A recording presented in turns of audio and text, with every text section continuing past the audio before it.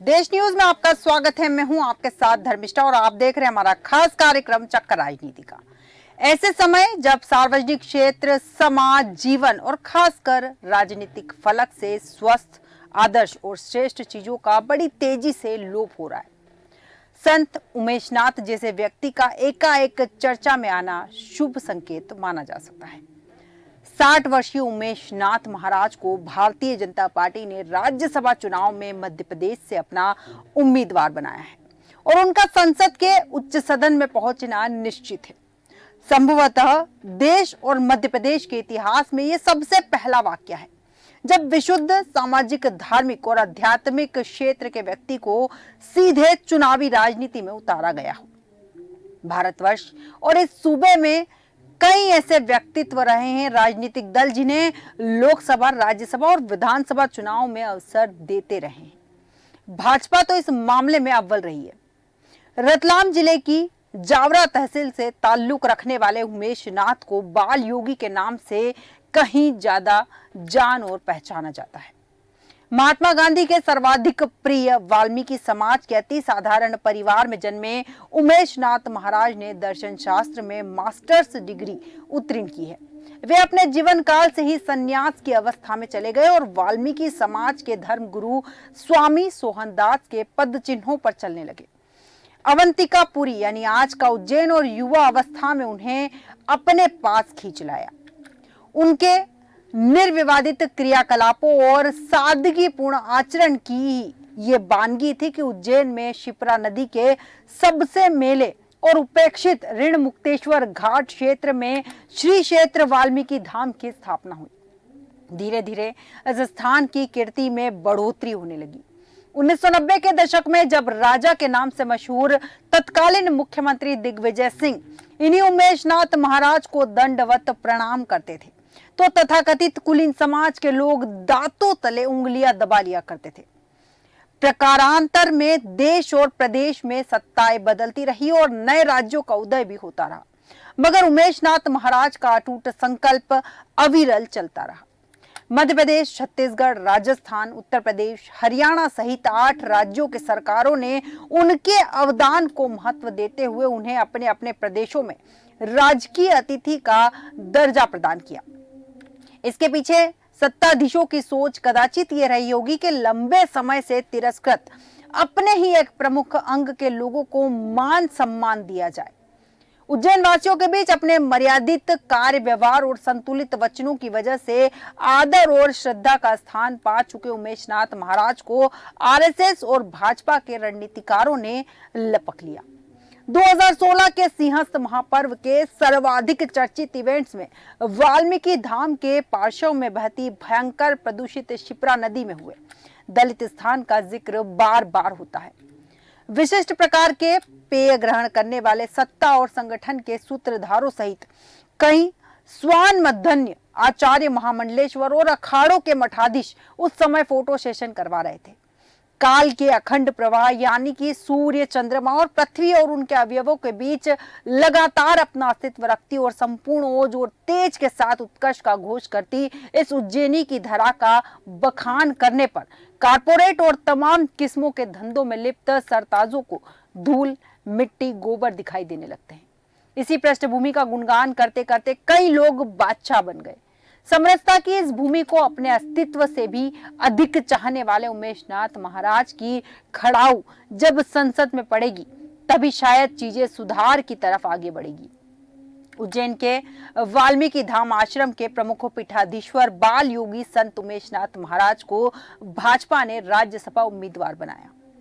उमेशनाथ महाराज वाल्मीकि समाज का प्रतिनिधित्व करते हैं। उमेशनाथ वो शख्स है जिनके पास संघ प्रमुख से लेकर केंद्रीय गृह मंत्री अमित शाह, मुख्यमंत्री मोहन यादव व तमाम दिग्गज आशीर्वाद लेने आ चुके हैं। सिंहस्थ कुंभ में केंद्रीय गृह मंत्री अमित शाह ने संत उमेशनाथ महाराज के साथ समरसता नहान भी किया था। सरल स्वभाव वाले महाराज उमेशनाथ ने कहा कि अभी तो बाबा महाकाल की पूजा अर्चना में हूँ। हर रोज जैसा महसूस करता हूँ वैसा ही अब भी कर रहा हूँ। अभी तो सबसे पहले बाबा महाकाल के दर्शन को जाऊंगा। रणनीति के सवाल पर कहा कि अभी रणनीति को लेकर आपसे कुछ नहीं कह पाऊंगा। पहला कदम है तो बिना समझे कैसे रणनीति बताऊं, इसलिए सबसे पहले समझेंगे और उस काम को पूरा करने का मन वचन क्रम से करने का पूरा प्रयास करेंगे। जिन महापुरुषों ने इस निर्णय को अंतिम रूप दिया, उन्हें आशीर्वाद। हम सब मिलकर देश और आने वाले सिंहस्थ कुंभ के लिए अच्छा काम करेंगे। भाजपा की राज्यसभा सूची के कांग्रेस विधायक भी मुरीद हुए हैं। विधायक महेश परमार ने कहा कि उमेशनाथ महाराज को राज्यसभा भेजने का फैसला सही है। उमेशनाथ महाराज मेरे गुरु हैं और उन्होंने कहा कि उनको राज्यसभा भेजना अच्छा फैसला है। समाज को नई दिशा और उनके ज्ञान का फायदा मिलेगा। राज्यसभा के उम्मीदवारों को लेकर प्रदेश अध्यक्ष वीडी शर्मा ने कहा कि बीजेपी के केंद्रीय नेतृत्व ने 4 ऐसे कार्यकर्ताओं को अवसर दिया जिन्होंने कार्यकर्ता होने के नाते महत्वपूर्ण भूमिका निभाई। उन्होंने कहा कि सामाजिक संत उमेशनाथ महाराज को मौका दिया गया है, जिनकी वाल्मीकि समाज में प्रदेश ही नहीं देश के अंदर ख्याति है। संत उमेशनाथ महाराज ने सामाजिक दृष्टि से देश और प्रदेश के अंदर बड़े काम किए हैं। आइए आपको बताते हैं कि उमेशनाथ महाराज ने देश न्यूज के संपादक सूरज पाठक से चर्चा के दौरान क्या कुछ कहा।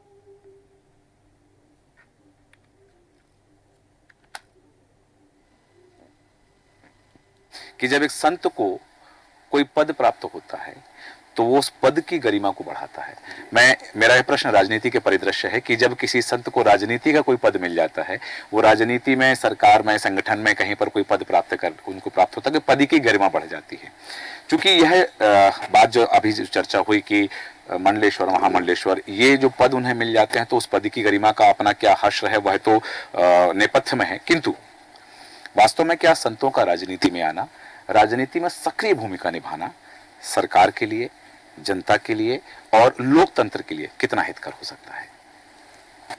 मैं जब ये सोचता हूँ तो मुझे भी ऐसा लगता है, क्योंकि मेरे को भी प्रेरित करते हैं बहुत लोग कि महाराज जी अब जो है, सामान्य भक्त भी बोलता है, शिष्य भी बोलता है, कुछ प्रतिष्ठित लोग भी बोलते हैं कभी कभी, तो मेरे मन में आता है भाव कि ये सब क्या बोल रहे हैं।